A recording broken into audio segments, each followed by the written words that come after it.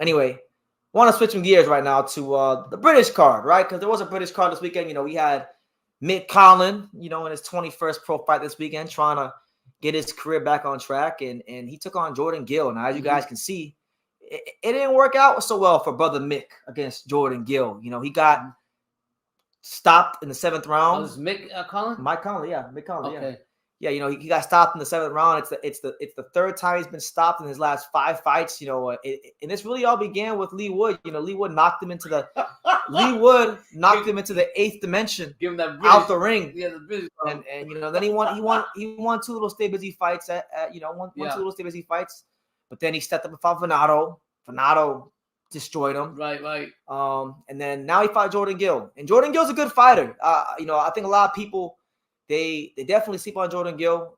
Jordan Gill, he had that really exciting fight a couple years ago with Kareem Geffrey.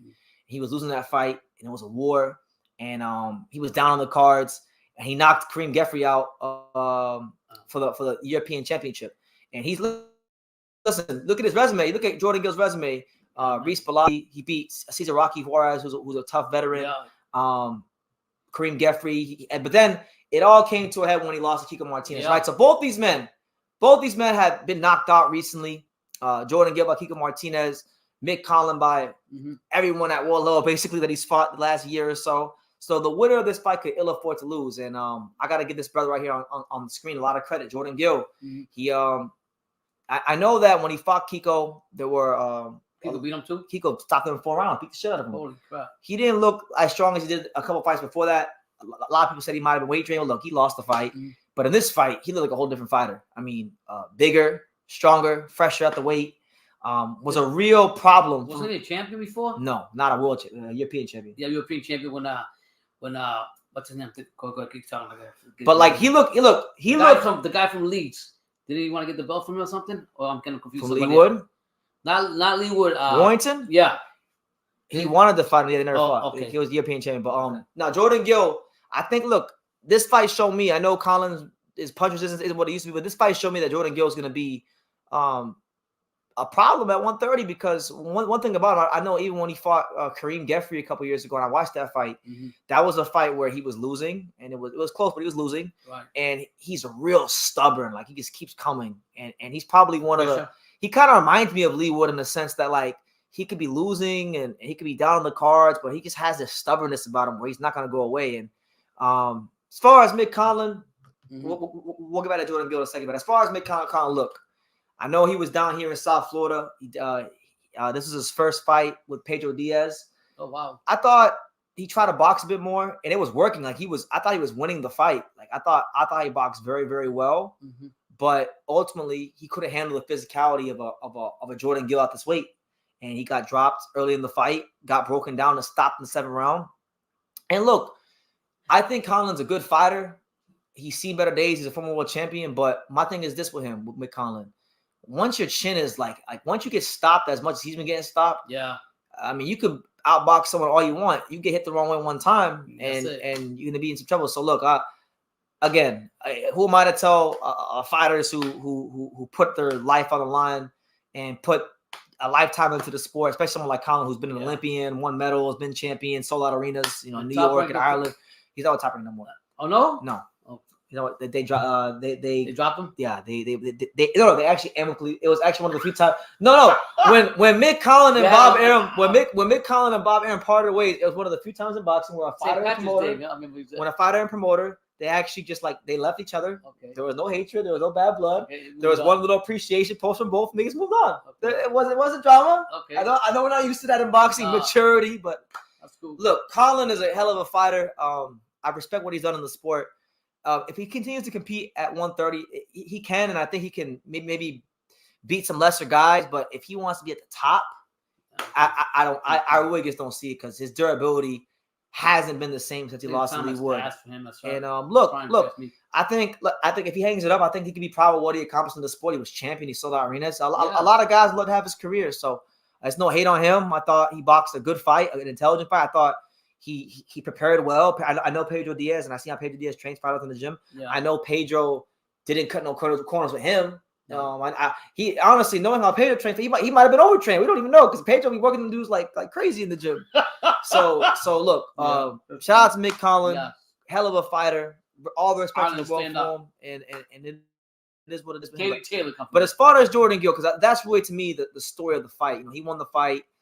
This is a guy that has been through a lot in his life. Been through a lot in his life, and I'll get into that in a second. But when you look at it right now, his current standing in the 130 division, he's not. No. This is his box track.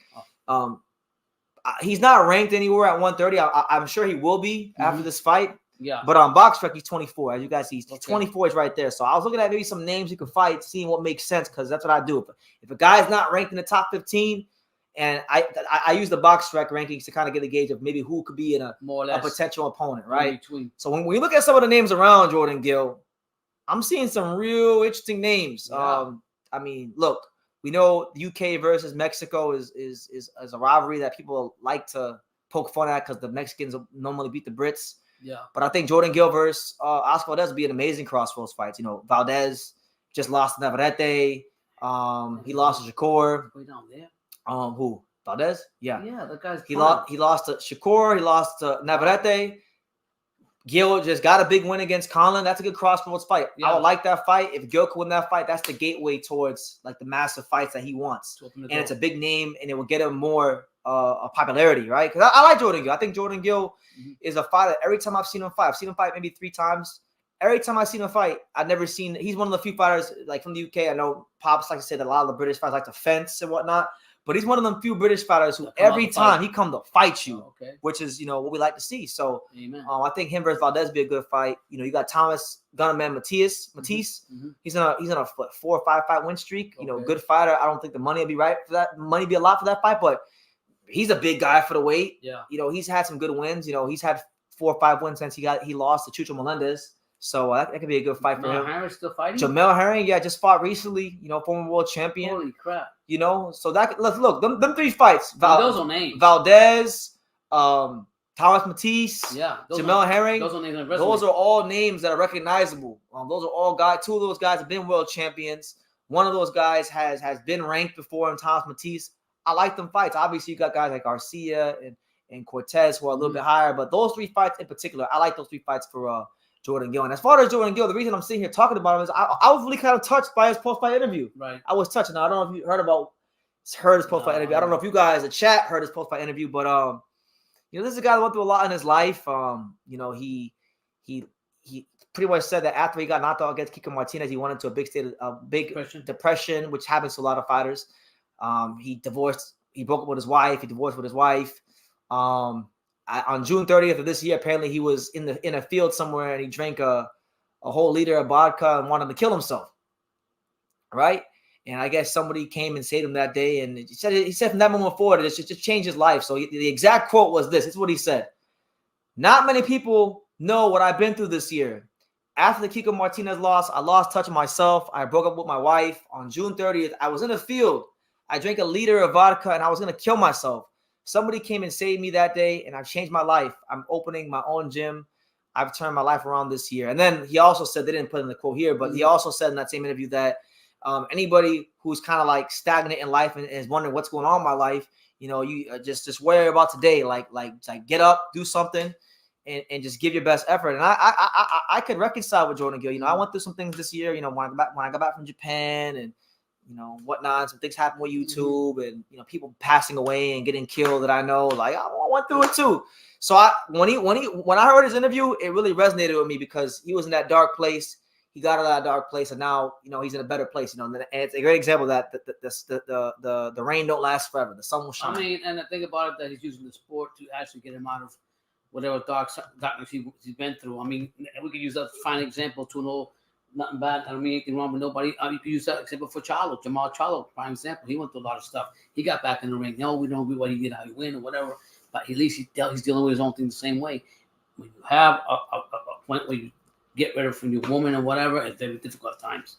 So it is what it is, man. That's why you gotta be very tactful with the women you pick in your life. Yeah. But look, in closing with Jordan Gill, I like Jordan Gill. I think Jordan Gill is a good fighter. I think there's some value for him to add to the 130-pound division. Yeah. He looked way better at 30 than he did at 26. I think he's going to be a very tough out.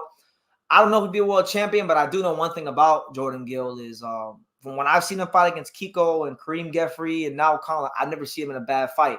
Right. And he's one of the guys in the UK that, even though I haven't talked about him a whole lot, when I see his name, I look forward to seeing him fight. And that's always a good thing. So we'll see, man. Now, David says Valdez would kill Jordan Gill. Come on. Valdez hasn't been killing anything. He hasn't killed anything since Berchot. But listen, I like Valdez. Good fighter. World champion. Respect. True Mexican warrior. Never ducked no smoke. But Valdez hasn't killed anything. So you can't just say that. David said he got more power. That's why it's called a crossroads fight. I don't know if he killed Jordan Gill. I think Jordan might have a chance to actually beat him. Yeah. Because if I'll tell you that, if Oscar can't counter punch his way to the victory and hurt him, he's gonna get out. I think he'll get outworked in that fight. Yeah. Honestly, if they were to fight right now, as presently, not Valdez to fight Berchot, that guy. I just think Valdez is coming down.